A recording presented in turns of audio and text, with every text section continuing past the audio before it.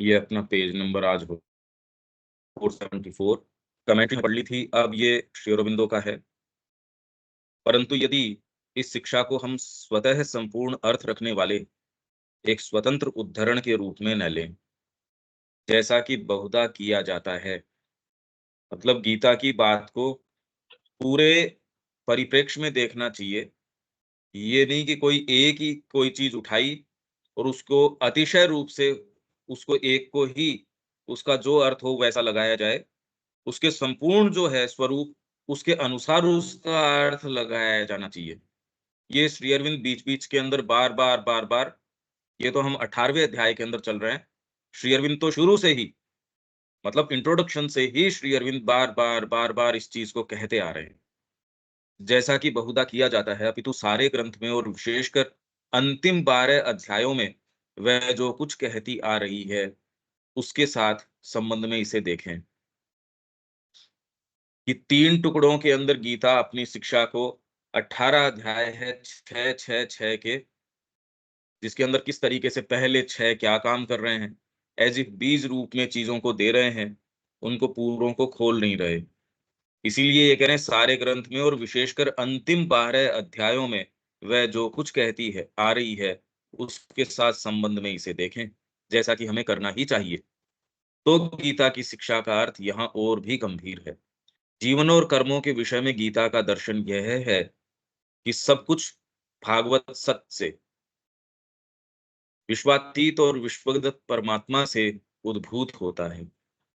और यद्यपि विश्व की यह परम आत्मा, यह एकमेव जो सर्वम है, हमें माया की शक्ति के द्वारा यंत्रारूढ़ की भांति संसार चक्र पर घुमाता हुआ प्रतीत होता है। किसी कुशल यांत्रिक नियम के द्वारा हमें हमारे अज्ञान में उसी प्रकार गढ़ता दिखाई देता है, जैसे कुम्हार एक घड़े को गढ़ता है, अथवा जैसे जुलाहा कपड़ा बुनता है। परंतु फिर भी यह आत्मा हमारी अपनी ही महत्तम आत्मसत्ता है। ऐसे लगता है कि आपको पूरे संसार के अंदर मैकेनिकली ड्राइव किया जा रहा है, यंत्र रूढ़ानि मायया, जो ये गीता कहती है, यंत्र के आरूढ़ के समान सारों को घुमाया जा रहा है, सबको। पर फिर भी ये किसके लिए? हम वो जो आत्मा है जो घुमा रही है, वो आत्मा हमारी अपनी ही महत्तम आत्मसत्ता है।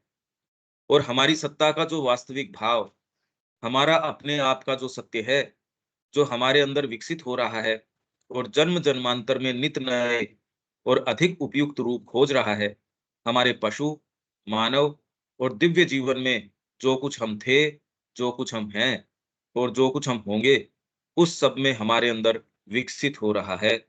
उसके अनुसार, उस आंतरिक आत्मिक सत्य के अनुसार, हमारी ये अंतरस्थ आत्मा अपनी सर्व ज्ञान में, सर्व शक्तिमत्ता में हमें उत्तरोत्तर गठित करती है, जैसा कि हमारी आंखें खुल जाने पर हमें पता चल जाएगा।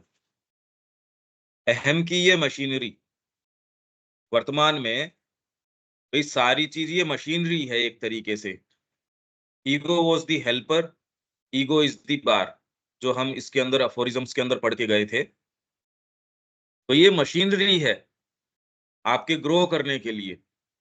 त्रिगुण, सत्व रजतम, मन, देह, प्राण, भावावेग, कामना, संघर्ष, विचार, अभीप्सा और प्रयास की यह उलझी हुई जटिलता, सुख दुख, पाप पुण्य, प्रयास और सफलता विफलता, जीव और परिवेश, स्व और पर की यह परस्पर ग्रथित क्रिया प्रतिक्रिया। ये तो अहम आते ही स्व और पर, ये तो बनी गए मैं स्वयं और दूसरे। ये तो अहम शुरू होते ही चीज आ गई। तो मेरे अंदर की एक उच्चतर आध्यात्मिक शक्ति का केवल एक बाह्य अपूर्ण रूप है। ये सारे अपूर्ण रूप है। हमारी हमको प्रतीति हो रही है ये, एक्चुअल में नहीं है। पर हमारे लिए तो एक्चुअल हो ही बैठे। चाहे प्रतीति हो, हम तो डील इसी से कर रहे हैं। अपनी आत्मा में मैं निगूढ़ रूप से जो दिव्य और महान सत्ता हूँ, तथा अपनी प्रकृति में मैं प्रकट रूप से जो दिव्य और महान सत्ता बनूंगा, उसी की आत्म अभिव्यक्ति को उत्तरोत्तर साधित करने के लिए वह आध्यात्मिक शक्ति अपने सभी उतार चढ़ावों के बीच निरंतर यत्न करती है। जो मैं हूँ, अपनी प्रकृति में मैं प्रकट रूप से जो दिव्य और महान सत्ता बनूंगा, और अभी जो अपूर्ण मैं रूप हूँ, ये सारा प्रयास, इस सब उतार चढ़ावों से निरंतर ये ही प्रयास है कि मैं जो होने वाला हूँ, जो चीज निगूढ़ रूप से मैं कैरी करता हूँ, जो मैं हूँ, वो बन जाऊं। इसके अलावा और सारा प्रयास है ही नहीं, मतलब कुछ भी। इसलिए वो कह रहे हैं कि जो पूरा जीवन है, कॉन्शियसली अनकॉन्शियसली सब टोटल योग है। अनकॉन्शियसली चल ही रहा है, जड़ के अंदर भी चल रहा है, प्रकृति के अंदर भी चल रहा है, पर उसके अंदर सचेतन योग का जो आनंद है, वो लाभ नहीं होता आपको। सचेतन रूप से जब आप इसके अंदर देते हैं, तो उसका आनंद है। यूं तो प्रकृति के अंदर कोई भी चीज योग किए बिना नहीं रहती। क्यों? क्योंकि यज्ञ का सिद्धांत है, वो मूलतः स्थापित किया गया है, तो कोई भी इंटरचेंज के बिना रह नहीं सकता। मतलब एनर्जी के आदान प्रदान के बिना रह नहीं सकता। इसलिए योग, अचेतन सचेतन किसी भी तरीके से हो, योग तो निश्चित है। यह क्रिया अपनी सफलता का तत्व अपने आप के भीतर निहित रखती है, और वह है स्वभाव और स्वधर्म का तत्व। तो ये हमेशा ही स्ट्राइव करती है भीतर आपके कोई चीज है। अब ये क्योंकि भाषा इस तरीके की है, इसीलिए ये कमेंट्री इतनी जरूरी हो जाती है। अगर इसको नहीं समझाया जाए, ये जो पैराग्राफ है या ये जो पैसेज आया है, यही अपने आप के अंदर ऐसे लगता है भी इसको कैसे खोला जाए। इसलिए ये कमेंट्री जो है ये बहुत इंपॉर्टेंट हो जाती है, क्योंकि हम तो यदि कोशिश भी करें तो खाली ये शब्दों से दूर नहीं जा सकते, और एक्चुअल में विचार क्या है और उसके मायने क्या हैं, हम जीवन में उसको किस तरीके से देखें।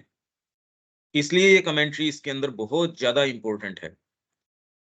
तो ये कमेंट्री है इसके ऊपर। प्रत्येक जीव भगवान का एक विशेष भाव, एक विशेष पहलू है, और उसी के अनुरूप भगवान उसकी बाह्य प्रकृति को गढ़ रहे हैं। हम में से हर एक एक विशेष पहलू है, एक विशेष चीज है भगवान की। उसका एक प्रकाश है, उसकी कोई चीज है। वह विशिष्ट भाव ही स्वभाव है, और उसे संसिद्ध करना स्वधर्म है। ये ही करने के लिए आप आए हो। इसलिए शिक्षा आपकी जो है वो इंडिविजुअल की, भाई इंडिविजुअल का अपना स्वधर्म है, वो ही चीज ग्रहण करेगा। तो इसलिए करने का एकमात्र काम कि उसको सबसे कंड्यूसिव वो वातावरण प्रदान किया जाए। और उसको कैसे करें? अगर चारों तरफ वैसे लोग हों जो उस चीज को स्वयं परस्यू कर रहे हो, जीवन में वो अभीप्सा रख रहे हो, तो ये एक फिर बाद में एक बेसिक एटमॉस्फेयर तैयार कर देता है। नहीं तो यदि आप अपने ही स्वभाव या अपनी ही एस्पिरेशन को जो वर्कआउट नहीं कर रहे हो, उसको उसके लिए काम नहीं कर रहे हो, तो जो ग्रोइंग सोल है आपके पास, तो वो तो उसको तो बेचारी को कोई कंड्यूसिव एटमॉस्फेयर मिलेगा नहीं। इसलिए आप तो सोचते हो बच्चों को किसी भी स्कूल के अंदर डाल आए, वो सर्टेन ट्रिक्स सीख जाएगा। ये वाली चीज है वो तो चूक जाएगा। जो उसका सच्चा स्वभाव है, जो वो लेके आया है, सब टोटल मैनिफेस्टेशन इसी के लिए है, और इसकी बात ही नहीं करी जाती। इसकी बात ही नहीं की जाती। जो सो कॉल्ड इवन ये गुरुकुल टाइप के ये जो बनाने की कोशिश करते हैं, उसमें ये वाली बात नहीं करते। हालांकि खैर जो एकदम ही वो एटमॉस्फियर, उससे कुछ उसको रिलीफ मिल सकता है, पर जो श्री अरविंद कह रहे हैं, जो माँ कह रही हैं, यदि उस चीज को न समझा जाए, तब तक निजात नहीं मिल सकती, और हम प्रैक्टिकली प्रोसीड नहीं कर सकते। किस ग्राउंड पे आगे बढ़ें? यह आत्म अभिव्यक्ति एक आध्यात्मिक तत्व है। ये जो स्वभाव है, इसकी जो अभिव्यक्ति है, ये आध्यात्मिक तत्व है। तो आध्यात्मिक बोलने से कई को शंका हो जाती है, नहीं हमको तो आध्यात्मिकता में नहीं जाना। अरे पर तू कैरी करता है अंतरात्मा, आत्मा तेरे अंदर है, और उसी के मैनिफेस्टेशन के लिए तू आया है। कॉमन सेंस की सी बात है। आपका परिवार है, व्यापार है, जीवन है, ये सारे सुचारू ही तब चलेंगे जब आप इस तत्व को स्वीकार करते हो। अगर इस तत्व को स्वीकार न करो, तो कोई भी सुचारू नहीं चल सकता। जो कि आज अगर बारीकी से देखो तो कोई भी चीज सुचारू है नहीं। सुचारू बनाने के लिए वो हमेशा ही मुड़ती है किसी दूसरी चीज की ओर। आप जीवन में जब परेशान होते हो तो अपने जीवन को सुखमय बनाने के लिए किसी ये ही तत्व आप कहीं न कहीं खोजते हो। कोई पौंडीचेरी जा रहा है, कोई वृंदावन जा रहा है, कोई किसी गुरु के पास जा रहा है, कोई किसी पुस्तक ढूँढ रहा है। तो इसलिए अपने आप के ऊपर इन चीज़ों ने जो जो रूप हम जिनके पीछे जा रहे हैं, उन्होंने उत्तर नहीं दिया है। तो तकलीफ के अंदर हमेशा ही या तो धर्म की ओर मुड़ते हो या कोई ऐसी आयाम की ओर मुड़ते हो जहाँ आपको ये वाले भाग को कुछ भोजन मिले और उसके कारण एक सेंस ऑफ सैनिटी है। नहीं तो पागल हो जाएँगे। पश्चिम के अंदर क्यों एकाकीपन क्यों है? ये वाले तत्व को दरकिनार कर दिया गया। इसका किसी सामाजिक क्रिया से, जातिगत ऊंच-नीच से कोई संबंध नहीं है। गीता का स्वभाव और स्वधर्म तो व्यक्ति का वह विशिष्ट आंतरिक विधान है, जिसके अनुसार भगवान उस व्यक्ति को अग्रसर करते हैं। जब गीता स्वभाव की बात करती है, तब उसका किसी प्रकार की वर्ण व्यवस्था से कोई संबंध नहीं होता। ये तो हम बात करते आ रहे हैं। वह तो बहुत ही गहरी चीज होती है, साथ ही अंतर्निहित सभी स्वभावों को एक-एक करके सर्वांगीण रूप से विकसित करने पर व्यक्ति मद भाव में पहुंच जाता है। एक-एक भाव को एक-एक करके सर्वांगीण रूप से जब आप विकसित कर लेते हो और किसी भी एक की सर्वांगीण उपलब्धि नहीं हो सकती जब तक कि सारों की नहीं हो जाती। ब्राह्मणत्व पूर्ण नहीं हो सकता उसके अंदर यदि क्षात्र तेज न हो, और ये दोनों तब तक पूर्ण नहीं हो सकते जब तक कि इसके अंदर तीसरा वाला न हो, और जब तक कि चौथा वाला न हो। ब्राह्मण पूर्ण कैसे हो जाएगा जब तक डिटेल्ड परफेक्शन जो प्रोविंस है महासरस्वती का, यानी शूद्र वर्ण की बात है, यदि वो नहीं करता तो उसका जीवन सुचारू नहीं हो सकता। खाली ज्ञान पक्ष की बात करे और व्यवहारिक जीवन की डिटेल्स का सेंस न हो तो वो चूक जाएगा, वो जीवन परफेक्टली नहीं जी पाएगा। क्षात्र तेज पता मुद्दा क्या है जो ब्राह्मणत्व आपके लिए खोलता ये भैया, है, वो सेंस है नहीं। हेलो। या फिर क्षात्र तेज है पर डिटेल्ड परफेक्शन क्या? हाँ, मैं कह रहा हूँ कि आपका शायद लग रहा है नेटवर्क प्रॉब्लम आ रहा है, बीच-बीच में बहुत ही आवाज़ ब्रेक हो रही है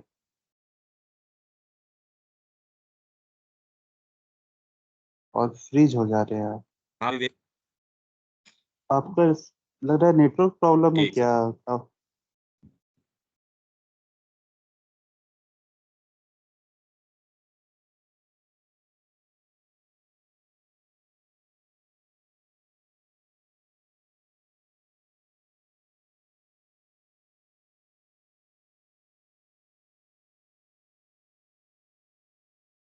हाँ विवेक, अब मैं बोल रहा हूँ कि भैया आप बीच-बीच में फ्रीज हो जा रहे हैं, आपकी आवाज़ भी नहीं, ब्रेक हो जा रही अब है। ठीक, अब ठीक है क्या? आपकी आवाज़ तो आ रही है, इमेज जो है आपकी वीडियो जो है वो फ्रीज है, मेरे लिए। देविका जी, नहीं है क्या देविका जी? हाँ जी, नहीं, नहीं है। मतलब पंकज भाई किधर आप गए? क्लियर हुई है। मेरे भी यहाँ नेटवर्क की प्रॉब्लम हो रही है अभी ना, बट बीच-बीच में डिस्टरबेंस आ रही है, आवाज़ बीच में कट रही है। अब स्क्रीन आ गया बट पहले नहीं था स्क्रीन। अब सही है क्या? हाँ जी। हाँ भैया। ठीक है।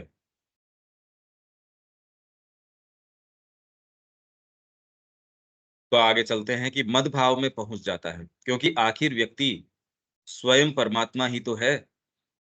इसलिए वास्तव में जो वह है, वही अंततः उसे बनना है। इस दृष्टिकोण से देखने पर ही हमें इस बात का भान होता है कि गीता किन्हीं सतही विषयों की चर्चा नहीं करती, अपितु अकल्पनीय रूप से व्यापक और गहरे तत्वों का निरूपण करती है। परंतु चूंकि जिन रूपकों या प्रतीकात्मक शब्दों का वह प्रयोग करती है, जैसे यज्ञ, शूद्र, अब शूद्र भी एक प्रतीकात्मक शब्द है, एक ले लिया उसने, पर उसका अर्थ हम चूक जाते हैं यदि हम जो कॉमनली अंडरस्टूड है उन अर्थों के अंदर लेते हैं। उनको उनके स्थूल अर्थ में लेने पर ही हमें उसकी शिक्षा सतही प्रकार की प्रतीत होती है और हम इसके गंभीर अर्थ को चूक जाते हैं। जिस रूप में अब गीता ने स्वभाव और स्वधर्म को परिभाषित किया है, उसमें तो किसी प्रकार के कोई जातिगत विभाजन आदि का कोई प्रश्न ही नहीं उठता। इसमें जाति का और का विभेद ही कहाँ है? वह तो गहन आंतरात्मिक जगतों का विषय है और केवल अनुभूति से ही समझ में आ सकता है। सभी विषयों का धीरे धीरे विकास करके और कहीं भी न रुकते हुए गीता हमें अब यहाँ ले आई है कि जिन किन्हीं भी साधन आदि की चर्चा हम कर आए हैं, वे एक व्यावहारिक दृष्टिकोण से तो सही हो सकती हैं, परंतु मूल सत्य यह है कि स्वयं परमात्मा ही अपने आप को इस अभिव्यक्ति में गढ़ रहे हैं। मतलब ये सारे योग, सारी चीजें डेवलप करते करते वो कह रहे हैं और कोई दूसरी चीज है नहीं। जैसे वो कह रहे हैं यंत्र रूढ़ानी मायया, यंत्र के ऊपर आरूढ़ के समान। देखो ये है ना, इसके अंदर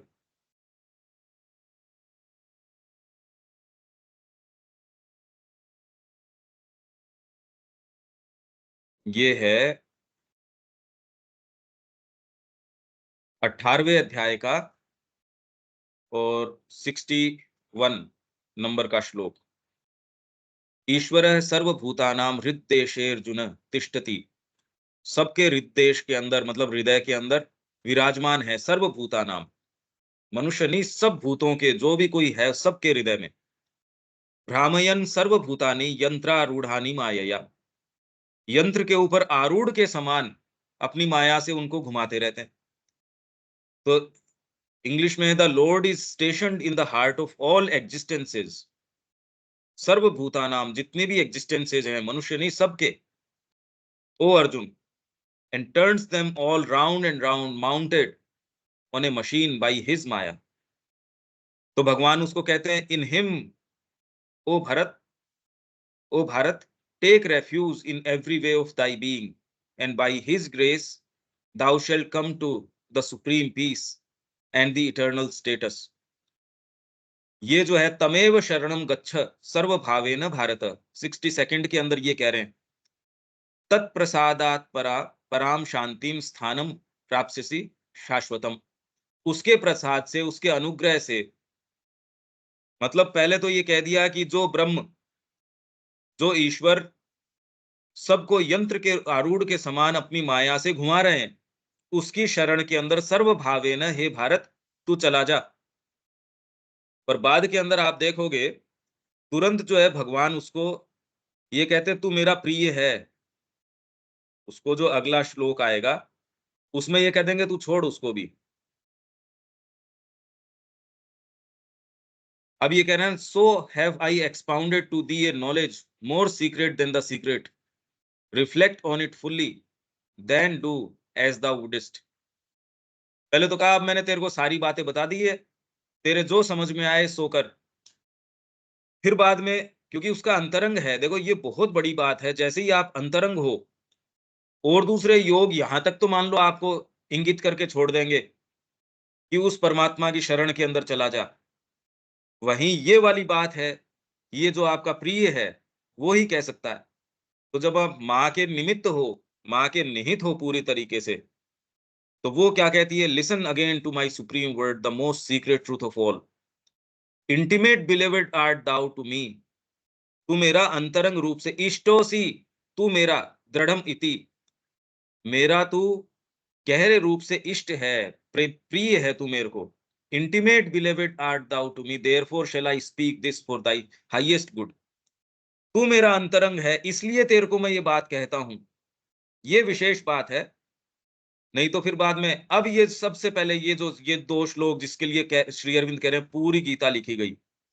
मन मना भव मद भक्तो मद्याजी माम नमस्कुरु, मामे वैश्यसि सत्यम ते प्रति जाने प्रियोसी में।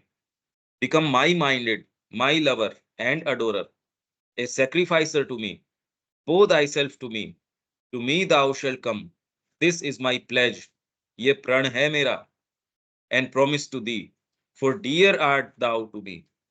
आप मेरे को पसंद हो, नजदीक हो। फिर 66 में सर्वधर्मान परित्यज्य मामेकम शरणम ब्रज, अहम त्वा सर्व पापेभ्यो मोक्षयिष्यामि मा शुचः। abandon all dharmas and take refuge in me alone. I will deliver thee from all sin and evil. Do not grieve. माँ शुचः, शोक मत कर। तो ये पूरा फिर इसके ऊपर कमेंट्री है। यही बात इसके अंदर जो कह रहे हैं, परंतु वास्तव में ये क्या कह रहे हैं कि यहां ले आई है कि जिन किन्हीं भी साधन आदि की चर्चा हम कर आए हैं वे एक व्यावहारिक दृष्टिकोण से तो सही हो सकती है, परंतु मूल सत्य यह है कि स्वयं परमात्मा ही अपने आप को इस अभिव्यक्ति में गढ़ रहे हैं। इस अभिव्यक्ति की प्रक्रिया की यदि हमें कोई शैली प्रतीत होती है तो हम उसे किसी योग पद्धति आदि का नाम दे देते हैं। योग पद्धति पद्धति और कोई नहीं है। हमको लगता है ये ऐसे है, तो सबने अपनी अपनी पद्धति, जिस पगडंडी से वो वहां तक चला गया उस पगडंडी को ही कह रहा है ये पूरा मार्ग है। अरे मार्ग क्या है, तू चला गया, और किसी को हेल्प हो सकती है इससे आने में, यही एकमात्र हो। ये तो एक छोटी पहाड़ी पे भी ऐसा नहीं होता, उससे भी आप कितने कितने मार्ग खोल सकते हो। एक विशाल जो है कोई कोई जबरदस्त कोई पहाड़ है, या फिर कोई एक एक कोई राष्ट्र है, उसमें भी घुसने के कितने तरीके हो सकते हैं, कोई एक से घुस जाए वो वर्णन ही सबके लिए थोड़ी। परंतु वास्तव में परमात्मा अपने आप को अभिव्यक्त करने के लिए पूर्णतः स्वतंत्र है, और किन्हीं भी दो चीजों या व्यक्तियों में अभिव्यक्ति का जो क्रम वे अपनाते हैं वह सर्वथा भिन्न होता है।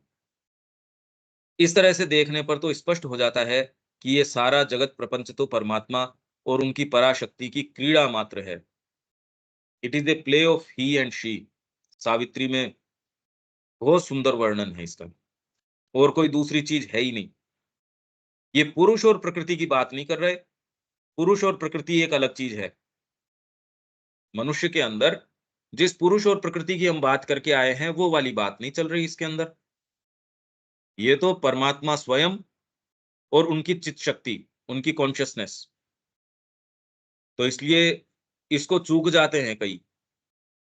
हिंदी में जो इसका ट्रांसलेशन भी कर रखा है सावित्री का, वो भी उसको पुरुष और प्रकृति, ही और शी को इस तरीके से इन्होंने ट्रांसलेट कर रखा है, जबकि ये ऐसा है नहीं।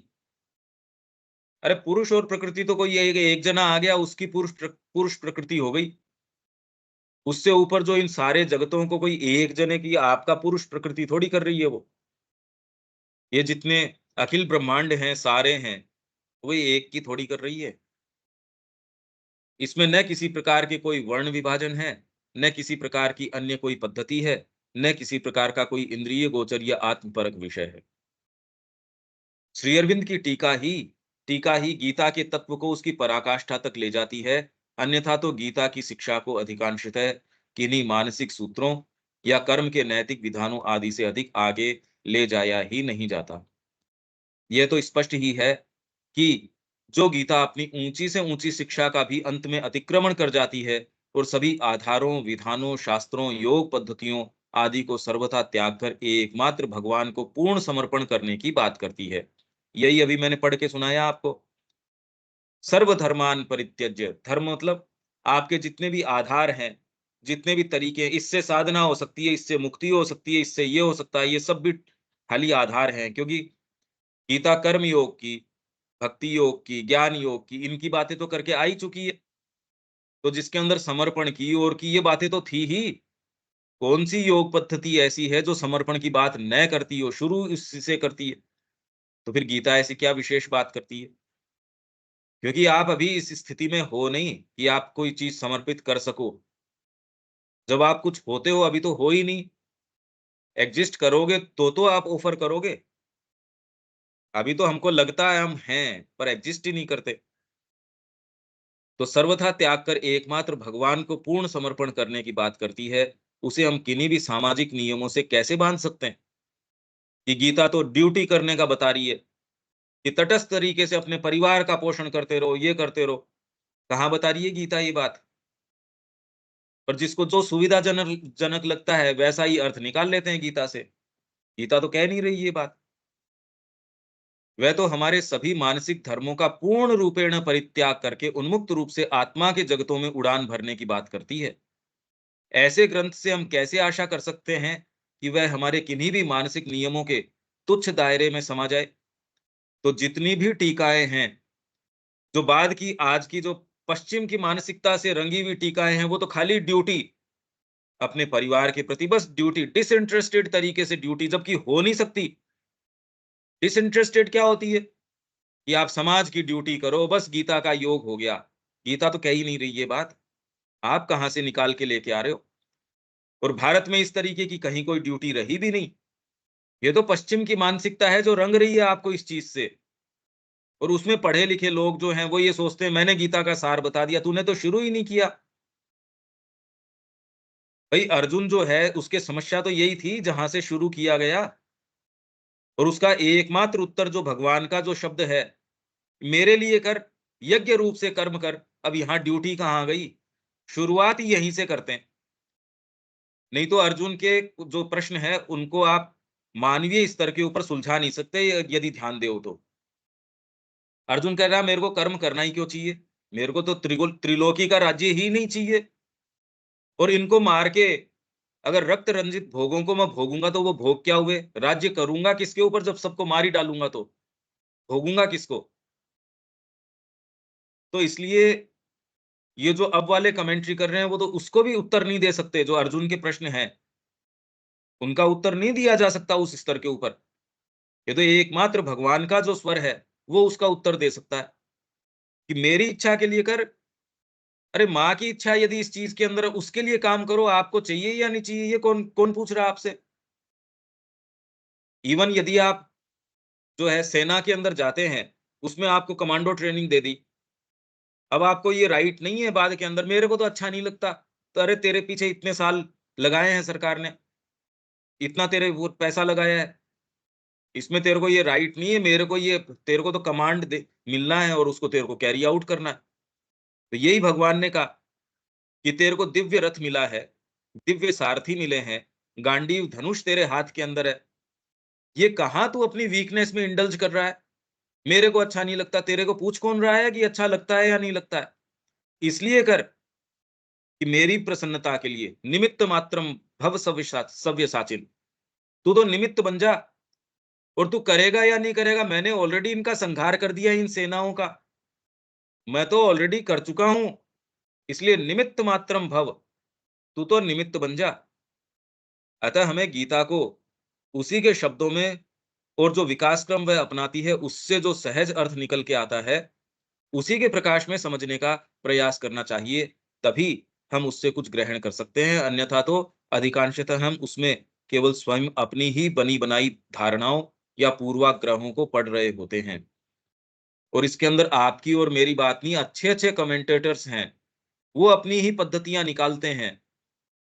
शंकराचार्य जी अपनी निकाल रहे हैं, ज्ञानेश्वर जी अपनी निकाल रहे हैं, दूसरे जो आचार्य हैं वो अपनी निकाल रहे हैं। तो सबने अपनी अपनी धारणाएं हैं, अपनी अपनी जो चीजें, इस्कॉन अपने तरीके की, कितने वॉल्यूम्स उन्होंने इसकी जो कमेंट्री है उस पर निकाल रखे हैं इस्कॉन की, और सबसे ज्यादा प्रचलित कमेंट्रियों के अंदर है। फिर बाद में तिलक की है, कितने लोगों ने कहा भी हमने इनको पढ़ी है, और वो बात उनको समझ में भी आती है, क्योंकि उनकी वर्तमान जो स्थिति है उसको बनाए रखने के अंदर उनको ठीक लगता है। हाँ ये तो कह रहे हैं परिवार को भी बनाए रखना चाहिए, ये चीज भी, ड्यूटी भी करनी चाहिए, तो उनको कहीं कोई दिक्कत नहीं होती उसको पढ़ के, इनफैक्ट लेजिटिमेट हो जाता है उनका जीवन। हाँ हम तो गीता का ही योग कर रहे हैं। श्री अरविंद कोई गुंजाइश नहीं छोड़ते, इसलिए ये बात न तो समझ में आती, न इस तरीके से हम अप्रोच कर सकते। इसलिए कृष्ण प्रेम ने इसके अंदर जैसे ही देखा, उन्होंने कहा जो निरूपण, जो इसके अंदर श्री अरविंद ने सामने ला के रखा है वैसा आज तक मैंने नहीं देखा।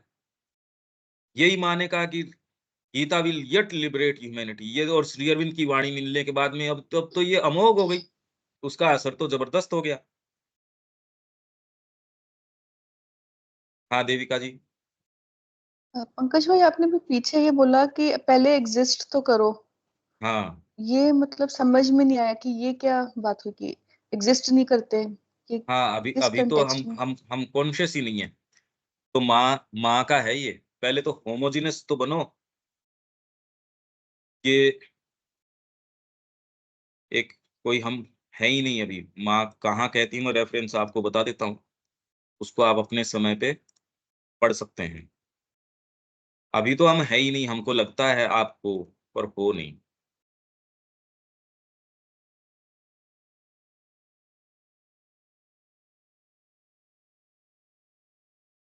माँ कह रही पहले फर्स्ट बिकम कॉन्शियस आपके मूवमेंट्स के बारे में। आप ऑफर करो भगवान को कि सर्वधर्मान, किसी ने पूछा जी पहले ही कह देते।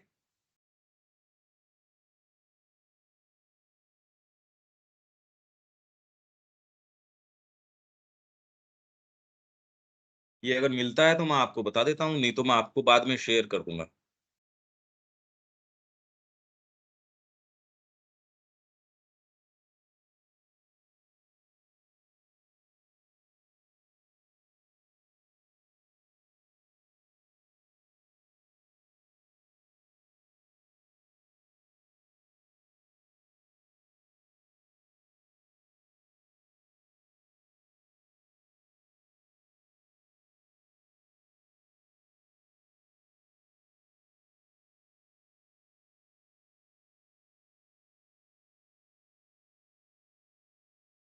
अब ये है देखो, ये माँ का चौथा वॉल्यूम है। To perfect oneself one must first become conscious of oneself. पहले कॉन्शियस तो हो।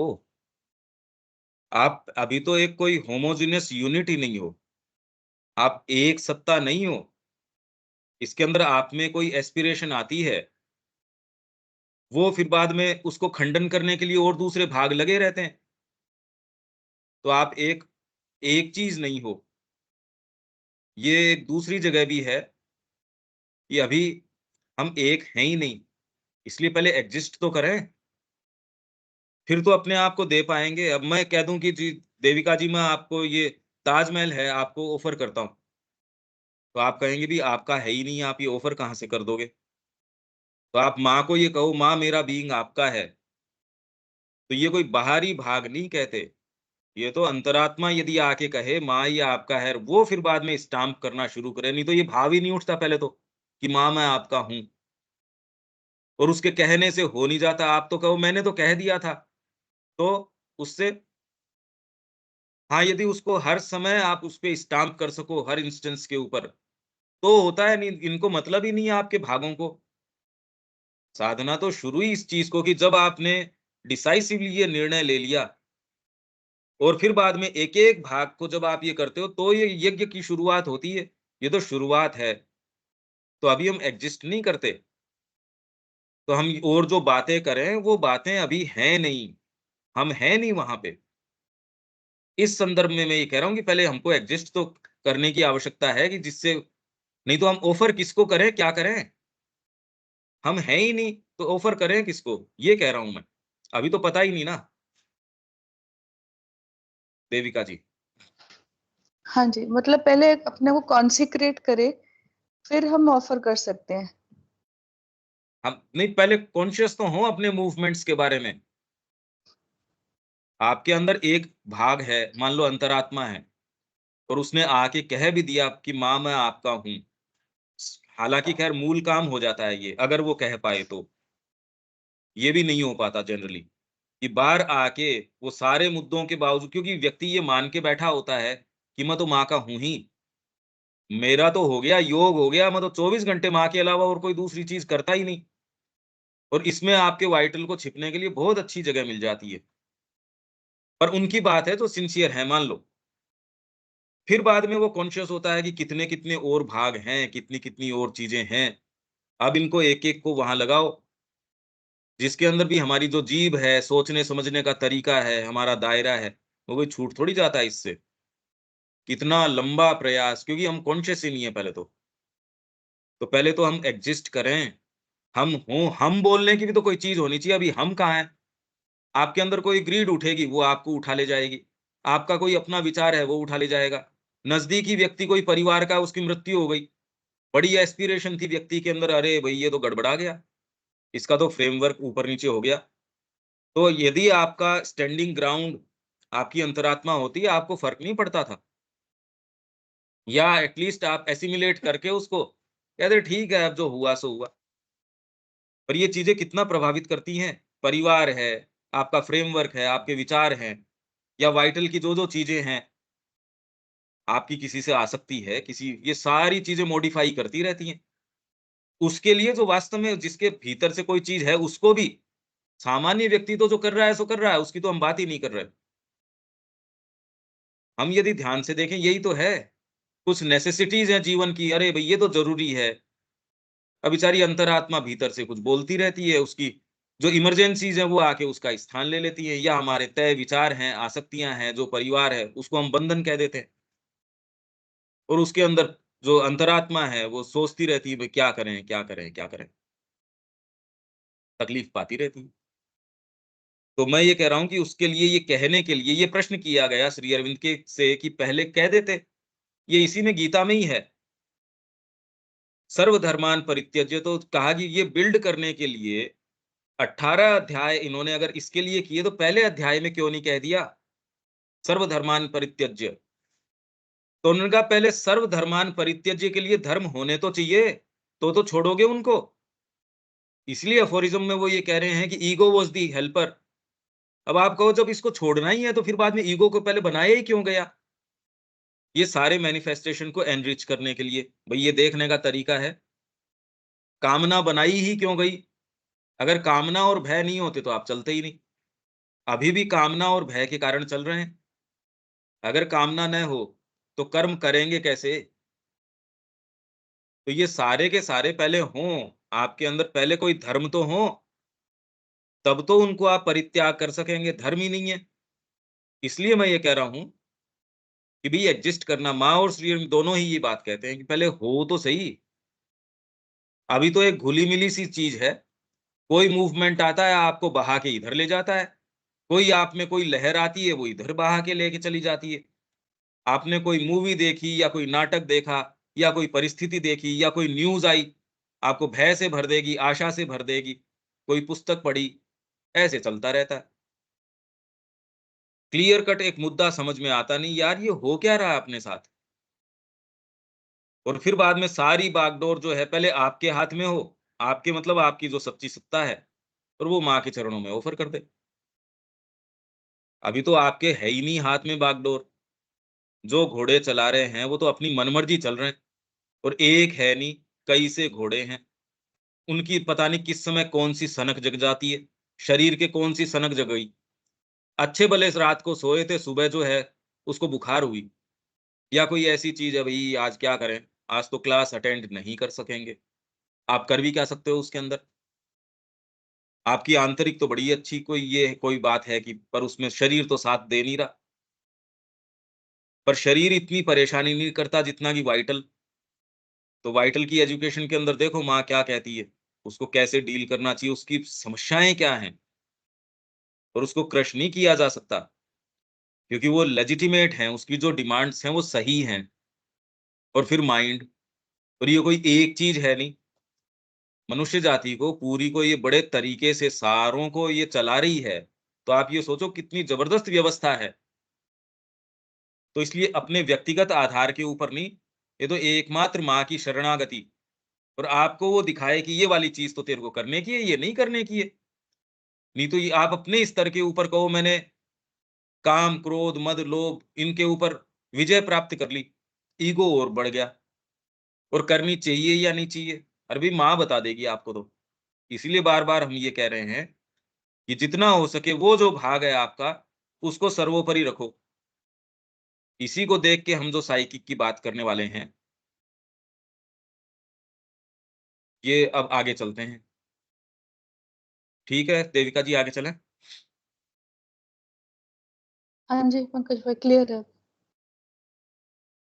और सर्वप्रथम हमें ये देखना होगा कि उच्चतम आध्यात्मिक प्रकृति में स्वभाव का एक अर्थ होता है, और त्रिगुण की निम्न प्रकृति में वह एक सर्वथा दूसरा ही रूप और अर्थ ले लेता है।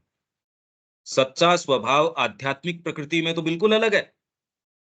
और इसीलिए जो दीपक जी का प्रश्न था, तो फिर यहाँ ये लो आपका ये उत्तर देखो कि किस भाषा में आया है कि उच्चतम आध्यात्मिक प्रकृति में स्वभाव का एक अर्थ होता है, और त्रिगुण की निम्न प्रकृति में वह एक सर्वथा दूसरा ही रूप और अर्थ ले लेता है। तो आप ये कोई मेरा ये स्वभाव है परिवार से मिला रहे, वो नहीं है। इस प्रकृति में तो उसने पता नहीं क्या क्या रूप ले लिया। जैसे मान लीजिए एक बच्चा है, सामने पेंटिंग लगी हुई है, उसी को वो बनाने की कोशिश कर रहा है। अब उसको न पेंसिल पकड़नी आती न कुछ और, अगर वो उसको हूबहू भी बनाने की कोशिश करेगा तो भी वो एक बड़ा भद्दा सा कैरिकेचर ही होएगा। और बच्चा ये कहे मैंने तो उसी का चित्र बनाया, ठीक कह रहा है वो, गलत नहीं कह रहा। पर उस चित्र को और इस चित्र को आप तो समझ नहीं सकते। इस चित्र को देख के बच्चे ने जो बनाया है उससे आप अंदाज नहीं लगा सकते कि ओरिजिनल ब्यूटी क्या होगी। वो तो एकदम भद्दा रूप बन सकता है।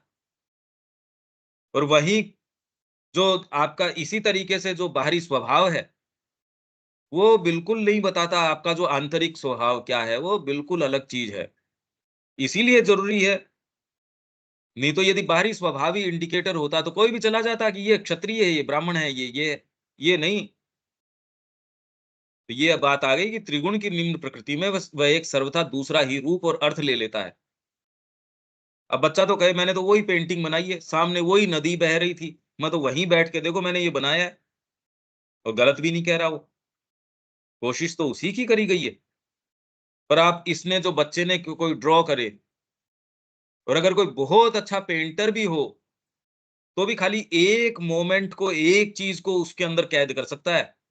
मैं तो कह रहा हूं कैरिकेचर नहीं बनाया, सपोज भाई एक जो बच्चा बनाता है वो तो कोई कैरिकेचर बनाता है, पर किसी ने अच्छा आर्टिस्ट, जो बेस्ट आर्टिस्ट है, वो बैठा कोई नदी के सामने। नदी भी कोई बहुत कोई व्यापक चीज नहीं, हम तो एक छोटी सी बात कर रहे हैं। पर उसको वो पेंट करेगा तो कितनी चीज समाहित कर सकता है उसमें, हू बहू भी अगर वो उसमें बना देगा तो भी एक क्षण को, एक चीज को। ये तो एक कितने डायमेंशंस के ऊपर है। भौतिक के अंदर भी लगातार वो बह रही है, कितनी चीजें आ रही हैं, वो उसमें पेंटिंग में कहाँ आ जाएगी। तो वही आपका स्वभाव कितना अनंततः जो है विविध आयामी है, वो ये बाहरी चीज कहाँ कितना रिफ्लेक्ट कर सकती है, कुछ नहीं। जैसे श्री अरविंद की जीवनी लिखने का कितनों ने प्रयास किया, उन्होंने कहा "अरे, ये मेरी जीवनी सतह के ऊपर है क्या? चाहे कितने भी सुपरलेटिव टर्म्स के ऊपर श्री अरविंद की जीवनी लिखी जाए, तो भी उन्होंने कहा लिखी नहीं जा सकती। तो कोई भी थोड़ा सा डीप व्यक्ति है उसके लिए कितना क्या कह सकते, कुछ नहीं।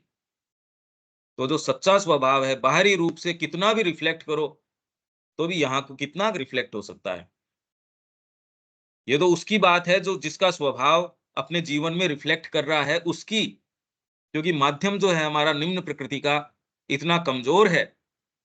यदि आप साधना भी कर रहे हैं, तो भी आप जो वास्तव में हैं उसका कितना रिफ्लेक्ट कर सकते हैं। तो सामान्य प्रकृति की तो बात ही छोड़ो, वो तो बिल्कुल विपरीत प्रतीत होती है। वहां भी ये क्रिया तो करता है, पर अपने स्वरूप पर इसका पूर्ण अधिकार नहीं होता। मानो यह एक अधूरे प्रकाश में या अंधकार में अपने सच्चे धर्म की खोज कर रहा हो, और आत्म उपलब्धि एवं पूर्णता तक पहुंचने से पहले यह अपने पथ पर अनेक निम्नतर और मिथ्या रूपों, अंतहीन त्रुटियों, विकृतियों, आत्महानियों, आत्म प्राप्तियों, आदर्श और नियम की खोजों से गुजरता है। ये मनुष्य जाति का सारा इतिहास आ गया इसमें। पूरा इतिहास और वर्तमान अगर आप देखो तो जीवन और कुछ है नहीं, कि वहां पूर्णता तक पहुंचने से पहले ये अपने पथ पर अनेक निम्नतर रूपों से, मिथ्या रूपों से, अंतहीन त्रुटियों, गलतियों से, विकृतियों, उसमें परवर्जन आ जाते हैं, आत्महानियों, खुद की हानि कर रहे हैं। इस जीवन में आके और कोई दूसरी चीज करना और अंतरात्मा का साक्षात्कार न करना, या माँ को अपने आप को देने से चूक जाना, ये तो आत्महानि है। इससे ज्यादा और हानि क्या हो सकती है? आत्म प्राप्तियों। और उसमें जो आपको चीज जो ऑफर कर दिया वो प्राप्ति है। जो भाग आप माँ को ऑफर कर चुके हो वो तो सोना हो गया। जो नहीं किया वो आपके आर्मर के अंदर वैसा छेद है जहां से आघात लगेगा। आपके कवच के अंदर उतना छेद है, वो दरार है जहां से आप पे आघात आ जाएगा। जो जो नेगेटिव पावर्स हैं वहां से आके आपके अंदर प्रवेश कर जाएंगे। आदर्श और नियम की खोजों से, आदर्श क्या है भाई? वो ढूंढता रहता है, नियम की खोजों से गुजरता है। भाई जो लगभग जो है 99% तो पशु की अवस्था में आ जाते हैं मनुष्य जाति, वो तो आदर्श और नियम की खोज कर ही नहीं रहे। उनका तो अल्टीमेटली ये सारी सरकारें कोई आदर्श की, नियम की नहीं खोज कर रही। नियम खाली उतना ही है कि सारों की जो लोअर, उनकी जो आवश्यकताएं हैं शरीर की, प्राण की, उनको व्यापक तरीके से कितना प्रदान कर दिया जाए। मेरे शरीर को इतनी सुख सुविधा है, देखो सड़कें इतनी हो गई, जीडीपी में इतना उछाल आ गया, हमारी सेवाएं ये है, तो इसमें कुल मिला के केंद्रीकरण आपकी लोअर सत्ता के ऊपर है, सारे इसी के अंदर आ गए। तो मुश्किल से ही कोई अपनी सात्विक प्रकृति के अंदर जाता है, बाकी तो राजसिक और तामसिक के अंदर आ जाते हैं। उनमें से कोई सात्विक के अंदर गया तो वो ये पूछता आदर्श क्या है भाई, मेरे को अच्छा लगता है या नहीं लगता ऐसे मतलब नहीं है, सही क्या है मैं तो वो करूंगा। ऐसे लोग मिलते कहाँ हैं? ऐसे लोग तो बहुत कम है। न तो उनको फुर्सत, न ये प्रश्न वो करने की स्थिति में कि आदर्श तरीका क्या है, सही तरीका क्या है। इसलिए जो यहां तक आदर्श तक आता है वो फिर बाद में आगे की स्टेज पे गीता इसी प्रोग्रेशन को बताती है। तमस से रजस, रजस से सत्व, सत्व से फिर बाद में ऊपर आप निस्त्रगुण्य की ओर जा सकते हो। तो सारा हमारा जो प्रयास है वो सबको यहाँ समअप कर दिया। हमारी प्रकृति यहाँ ज्ञान और अज्ञान, सत्य और मिथ्या, सफलता और विफलता, सही और गलत, प्राप्ति और हानि, पाप और पुण्य का एक मिश्रित ताना बाना है। ये द्वंद्व हो गए। तो दो चीज हैं जो हमको बांधती हैं, गुण और द्वंद्व, ड्युअलिटीज और गुण। सदा यह स्वभाव ही होता है जो इन सभी चीजों में से आत्म अभिव्यक्ति और आत्म उपलब्धि की खोज करता रहता है। स्वभावस्तु प्रवर्तते, यह एक ऐसा सत्य है जिससे हमें सार्वभौम उदारता और समदर्शिता का पाठ सीखना चाहिए, क्योंकि हम सभी इस एक ही कठिनाई और संघर्ष में ग्रस्त हैं, हम सारे ही। इसी से ये क्रियाएं जीव की ही नहीं अपितु प्रकृति की हैं। ये प्रकृति की समस्याएं हैं। पुरुषोत्तम इस अज्ञान से सीमित नहीं है। क्षर, अक्षर और पुरुषोत्तम तीन है पुरुष के जो भाव हैं। क्षर हम सारे जो क्षरणशील है, म्यूटेबल हैं। अक्षर जिसके अंदर ये कहते हैं ब्रह्म के अंदर चले जाओ। पुरुषोत्तम जो इन दोनों के ऊपर है, जो क्षर को भी काम में ले रहा है, अपने आप को अभिव्यक्त करने के लिए काम में ले रहा है, अक्षर को भी काम में ले रहा है, और इन दोनों भावों से ऊपर है।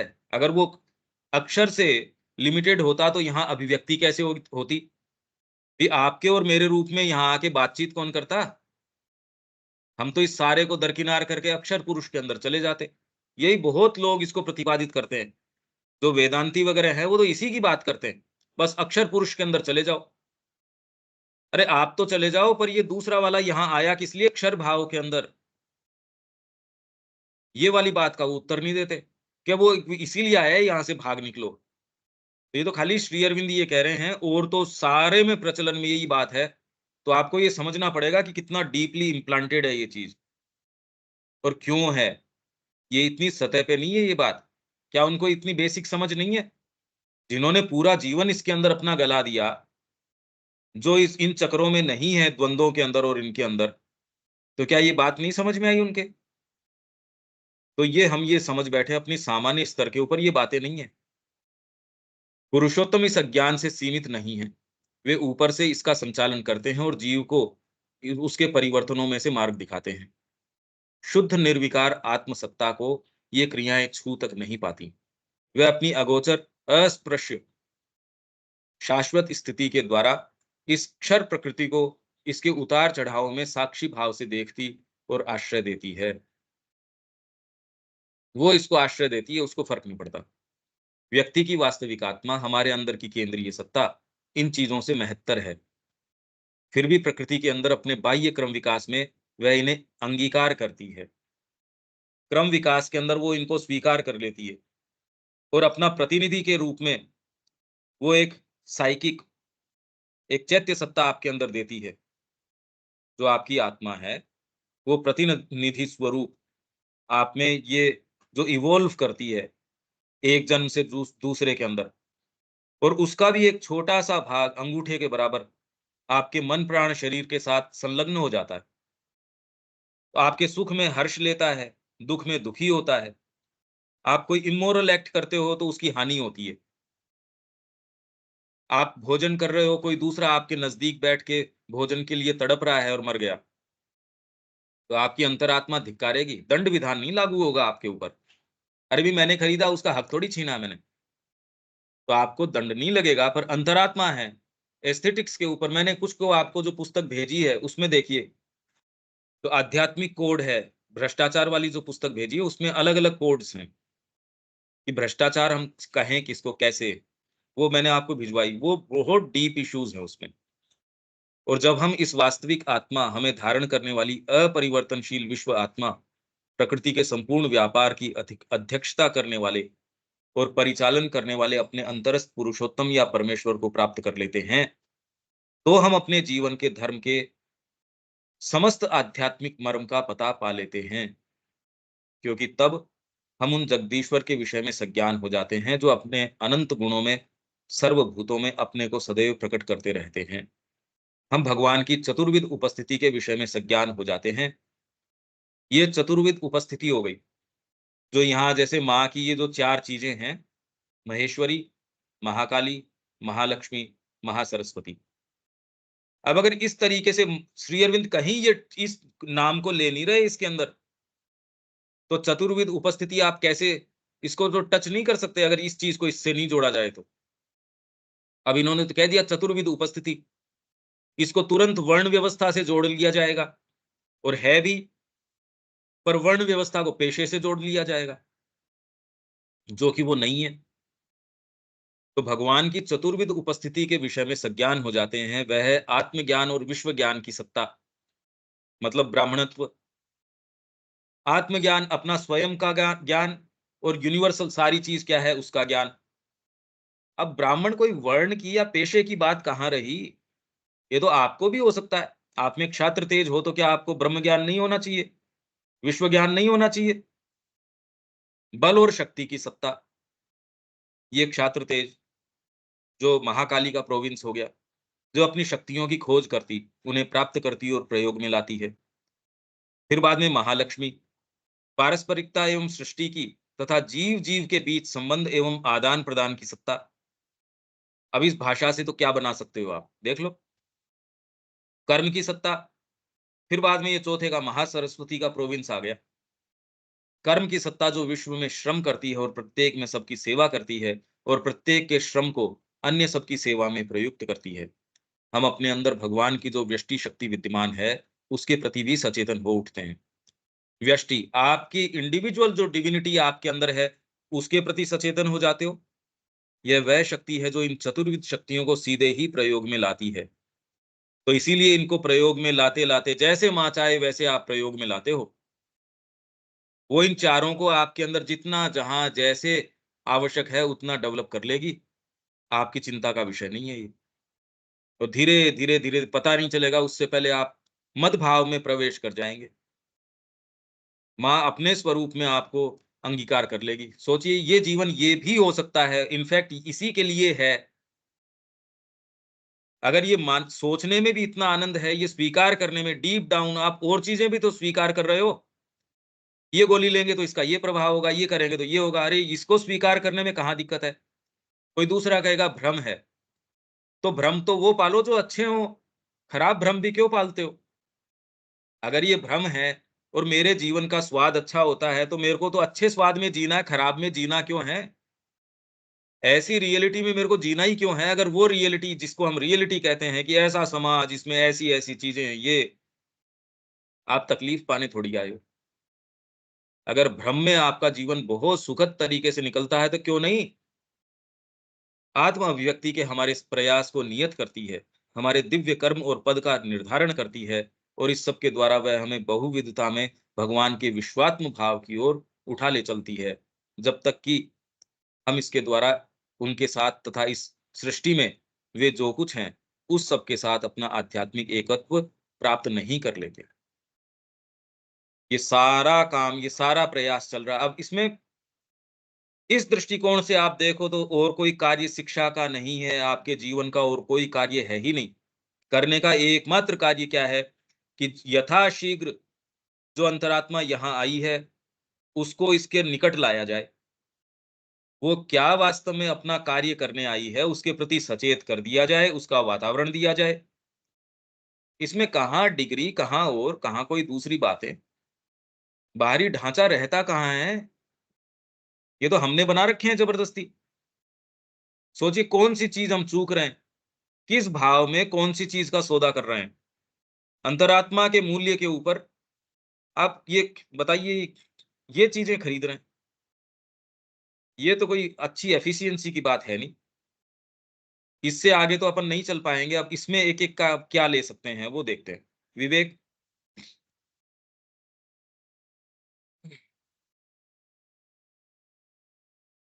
ऐसी कोई बात नहीं है भैया इसमें। मुद्दा बहुत क्लियर है, इसमें करने का क्या है। हम्म, आप देख रहे हो, कहीं कोई कोई है ही नहीं। कोई पुस्तक श्री अरविंद की पढ़ो, कहीं भी ये बात नहीं है कि आप कोई इन चीजों में लग जाओ, समाज सेवा के अंदर लग जाओ, ये मुद्दे ही नहीं है। सच्चा समाज का निर्माण ही यदि अंतरात्मा के आधार पे करोगे तो होगा, और कोई आधार पे कुछ हो ही नहीं सकता, कुछ नहीं हो सकता, कुछ भी नहीं हो सकता। तो हम लोअर पोटेंसी पे क्यों ऑपरेट करें? आपको जब अंतरात्मा मिली है, आप जब कैरी करते हो उसको, तो फिर बाद में आफत क्या है और कोई दूसरी चीज की क्या है? भय लगता है, पता नहीं क्या हो जाएगा। अरे यार, किस चीज का भय करते हो? ये चीज आशा से भर देती है आपको। दीपक जी, आप जो पूछ रहे थे उसका उसका भी आपको उत्तर मिला होगा। बाकी ये तो कितना क्लियर है, ये बात हर हर जने, हर भारतीय को मिलनी चाहिए। ये सबके पास अपनी ये जो गीता है ना, ये जानी ही चाहिए। और यदि ये कमेंट्री नहीं हो तो अब आप देख लो, लोग कहते हैं हमने सीधे श्री अरविंद की पढ़ी, अब इस सेंटेंस का क्या बनाओ आप? क्या इनको की चतुर्विध उपस्थिति है भगवान की?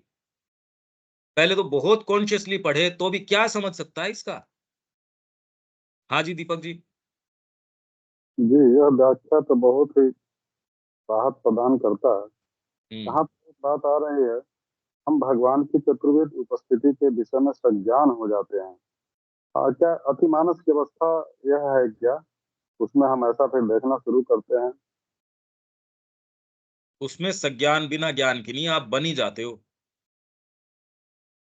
उसमें उसमें सज्ञानता की बात नहीं है, आप तो बन ही जाते हो।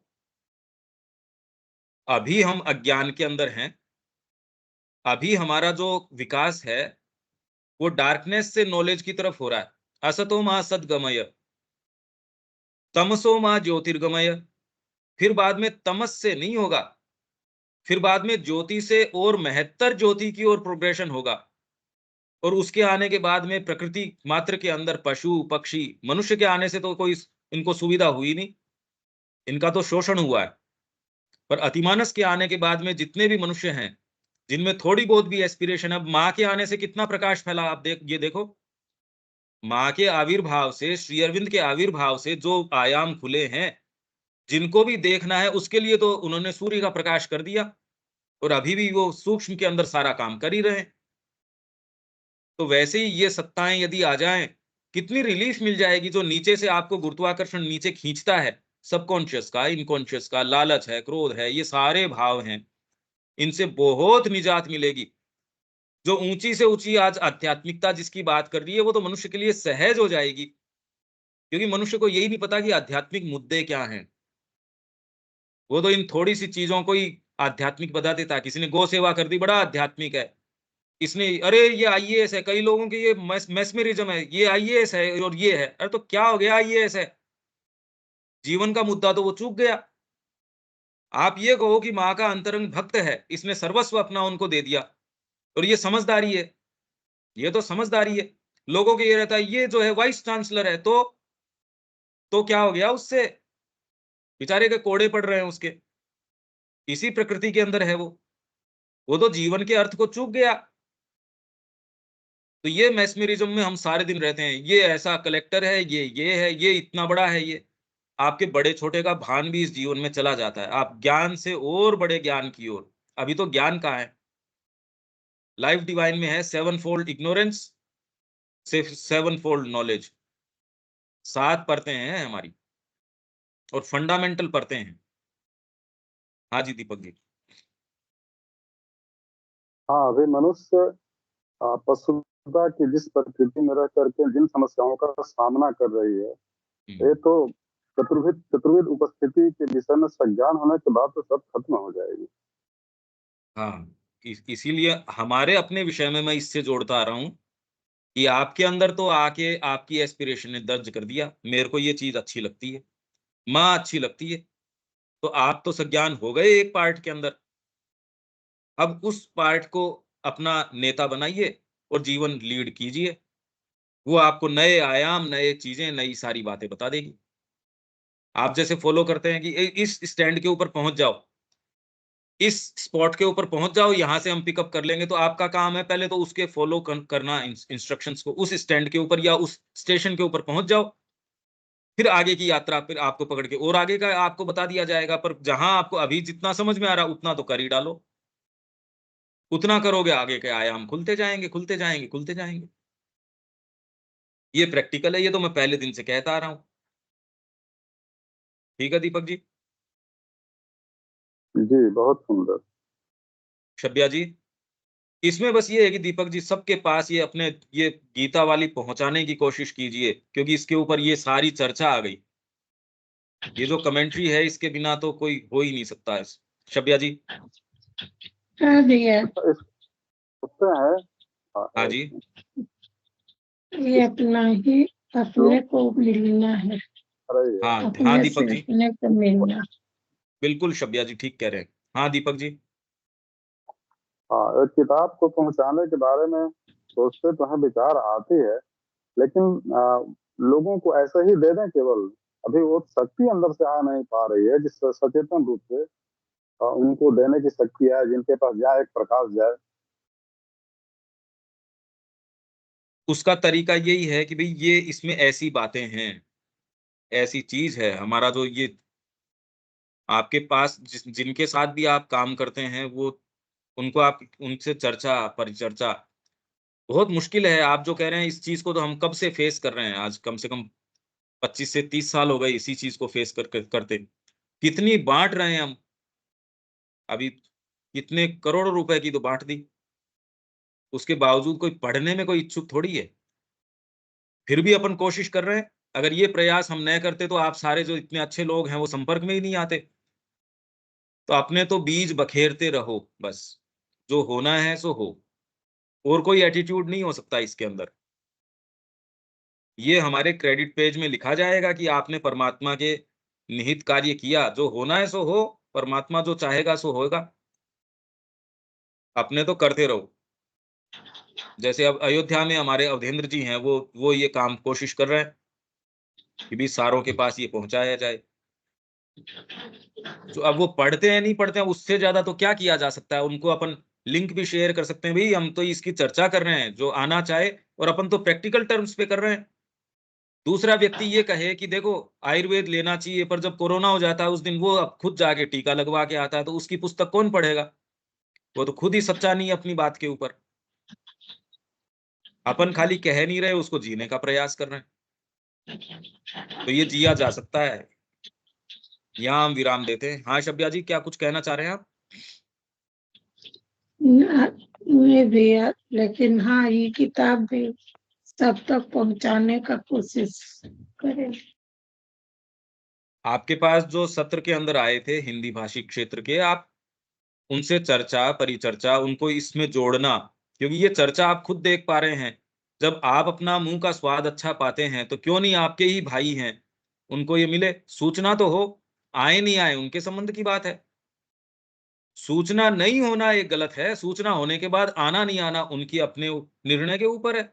वो तय करें। इतना हम जरूर कर सकते हैं। भाई हम जिस भी सोसाइटी या जिससे भी जुड़े हैं, उसमें जो कोई भी है तो उसको कहे भी तू सप्ताह में 1 दिन आ जाया कर। यहाँ तो कोई अपने बाध्यता है नहीं, 2 दिन आ जाया कर, जब तेरे को पसंद हो तब आ जाया कर। और एक बार तू मेरे कहने से 5 दिन करके देख, 7 दिन करके देख। तेरे प्रश्न हो वो प्रश्न कर ले। तो किसी में यदि कोई भी जिज्ञासा होगी या कोई भी बात होगी, पता नहीं कौन सी चीज किसके क्लिक कर जाए, आपको न बता रहा हो, उसको अंदर से अंतरात्मा तो सारों में ही है। इतना हम करने का ठीक प्रयास है कर सकते भैया, हैं। वही हाँ जी, करना है। ठीक है। जय श्री माँ। जय श्री जय राम। श्री राम। जय श्री माँ।